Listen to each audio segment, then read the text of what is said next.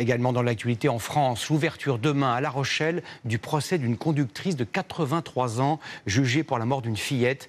Il y a un an, l'octogénaire avait percuté un groupe d'enfants qui circulaient à vélo. Margot, 10 ans, avait été tuée dans un choc frontal avec la voiture qui roulait sur la gauche. La mère de la fillette est convaincue que l'accident aurait été évité si les contrôles d'aptitude à la conduite étaient obligatoires. Léa Merlier, Antoine Casabonne et Marie Belot ont recueilli son témoignage.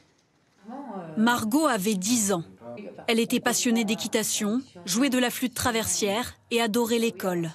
Sa mère nous raconte comment depuis un an, elle apprend tant bien que mal à vivre sans elle.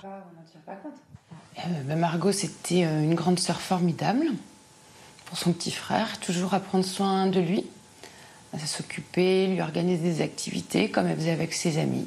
Voilà, elle voulait devenir maîtresse, mais entre autres. C'est voilà, la petite fille, une petite fille qui nous manquera beaucoup.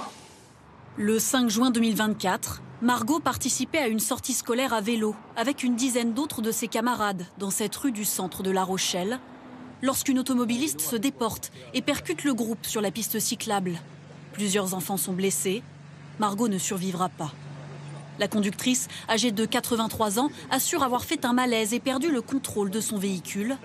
Son état de santé interroge l'avocat de la famille de Margot.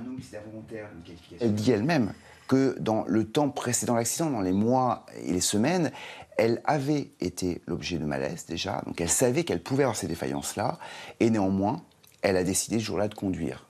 Et ça pose terriblement la question, quelque part, de l'imprudence. L'octogénaire était-elle capable de conduire? La mère de Margot en doute. Selon elle, la loi doit changer et rendre obligatoires les contrôles d'aptitude à la conduite, notamment chez les personnes âgées. On sait qu'en plus, avec l'âge, les capacités cognitives, elles diminuent. Mais pour moi, il y a vraiment la notion que l'ensemble de la population peut se retrouver en incapacité de conduire un jour. Contacté, l'avocat de la conductrice n'a pas souhaité nous répondre, mais il assure que sa cliente sera présente demain à l'ouverture du procès. Elle est jugée pour homicide, blessures involontaires et délit de fuite. Elle risque jusqu'à 7 ans de prison.